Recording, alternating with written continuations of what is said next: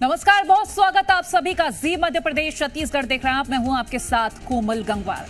लोकसभा चुनाव का रण अब धीरे धीरे भीषण होता नजर आ रहा है। बीजेपी के बाद आज कांग्रेस ने 39 सीटों पर अपने पत्ते खोले हैं और चुनावी रण में अपने दिग्गजों को उतार दिया। लेकिन ये दिग्गज कितने मजबूत हैं और किस सीट पर कौन कितनी बुलंद आवाज के साथ जनता के दिल में जगह बनाएगा, अग्नि परीक्षा में आज बात इसी मुद्दे पर।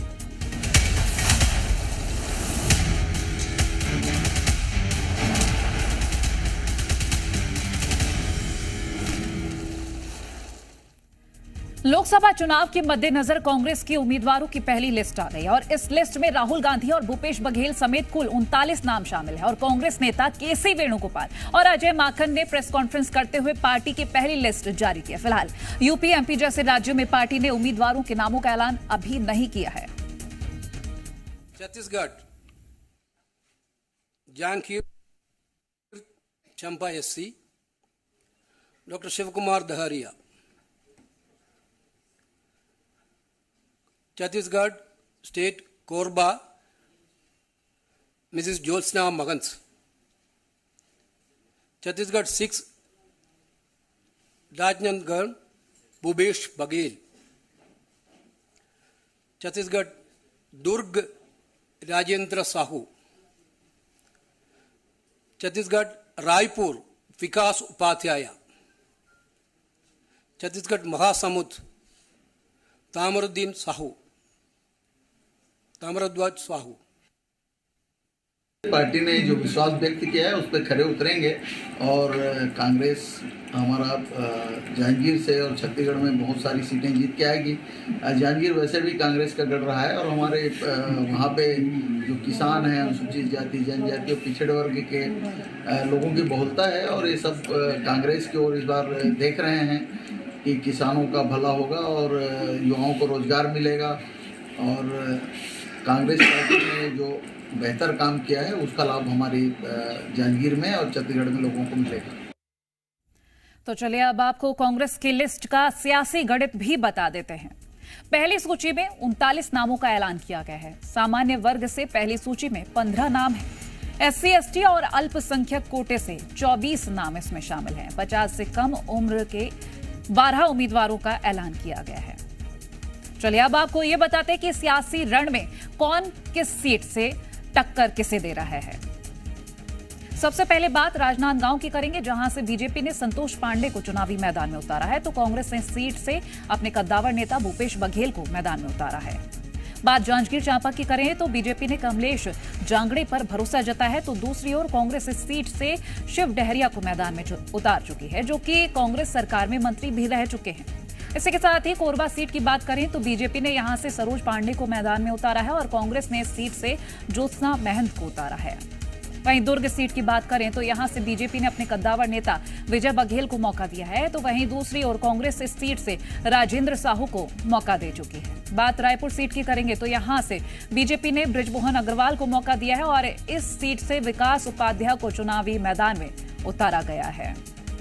और इसी तरह बात महासमुंद की करेंगे तो बीजेपी ने इस सीट से रूप कुमारी को उतारा है और वहीं कांग्रेस ने इस सीट पर बीजेपी को टक्कर देने के लिए ताम्रध्वज साहू को चुनावी मैदान में उतारा है। और चलिए अब आपको बताते हैं कि कांग्रेस ने इन दिग्गजों पर भरोसा क्यों जताया है। सबसे पहले राजनांदगांव सीट से भूपेश बघेल की बात करते हैं, जहां कांग्रेस के लिए ये मजबूत सीट राजनांदगांव ओबीसी बाहुल्य क्षेत्र से है, जहां ओबीसी वर्ग से भूपेश बघेल आते हैं, इसलिए उन्हें मैदान में उतारा है। दुर्ग सीट से बात करें तो यहां से ताम्रध्वज साहू को टिकट दिया गया है। ताम्रध्वज साहू दुर्ग के रह चुके हैं सांसद। साल 2014 में साहू ने बीजेपी नेता को हराया है। 2019 में प्रतिमा चंद्राकर को इस सीट से हार हासिल हुई थी। जांजगीर सीट से बात करें तो यहां से शिव डहरिया को टिकट दिया गया है। जांजगीर कांग्रेस के लिए सबसे मजबूत सीट है। यह सीट एससी वर्ग के लिए आरक्षित है। वहीं एससी समाज से ही शिव डहरिया आते हैं, उन्हें इसीलिए मैदान में उतारा है। कोरबा सीट से बात करें तो यहां से ज्योत्सना महंत को टिकट दिया गया है। कोरबा की मौजूदा सांसद हैं ज्योत्सना महंत, जहां ज्योत्सना महंत के पति विधानसभा में नेता प्रतिपक्ष क्षेत्र में महंत परिवार की अच्छी पकड़ रखते हैं।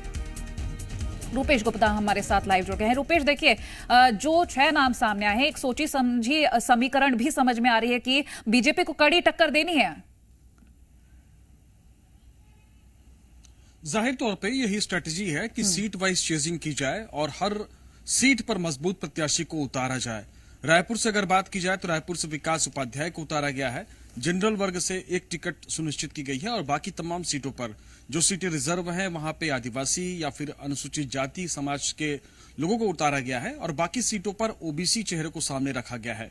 ओबीसी चेहरे में कोशिश ये की जा रही है, जैसे दुर्ग की बात की जाए तो दुर्ग में विजय बघेल जो कि कुर्मी समाज से आते हैं और वहां पे बड़ी संख्या साहुओं की है, तो वहां से राजेंद्र साहू को मैदान में उतारा गया है। इसी तरीके से महासमुंद की सीट की बात की जाए तो वहां भी भारतीय जनता पार्टी ने चौहान को टिकट दी है, जो कि अघरिया समाज जो कि पटेल समाज है उनसे आती हैं, तो उनके मुकाबले साहू उम्मीदवार को उतारा गया है, चूंकि साहू वहां से लगातार जीतते रहे हैं।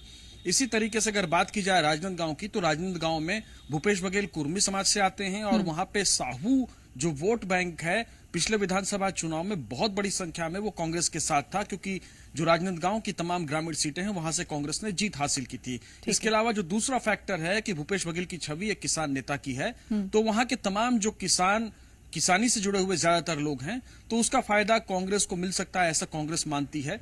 तो सीट वाइज कैसे समीकरण बनाया जाए, किस तरह से कास्ट इक्वेशन को ध्यान में रखा जाए, इसके मद्देनजर ये टिकटें जारी की गई हैं और एक एक फैक्टर को ध्यान में रखा गया है कि कॉन्स्टिट्यूएंसी वाइज इलेक्शन ले जाया जाए। प्रधानमंत्री नरेंद्र मोदी का चेहरा सबसे बड़ी चुनौती है कांग्रेस के सामने कि हर सीट पर भारतीय जनता पार्टी ये मान के चल रही है उसकी संगठन की ताकत और प्रधानमंत्री नरेंद्र मोदी का चेहरा काम करेगा, तो उसके काउंटर में लोकल लेवल पे किस तरह से मैनेजमेंट किया जाए, ये कांग्रेस की रणनीति है। और उसी के मद्देनजर जो बड़े चेहरे चुनाव में उतारे गए हैं उसके पीछे सोच ये है कि नए उम्मीदवार उतारे जाएंगे तो उसको पहचान बनाने में वक्त लगेगा और चूंकि समय कम है, जबकि जो बड़े चेहरे हैं उनकी अपनी पहचान है, लोग नाम से जानते हैं, तो उनके लिए आसान रहेगा कि उस क्षेत्र ठीक है रूपेश, चलिए बहुत शुक्रिया ये महत्वपूर्ण जानकारी हमसे साझा करने के लिए।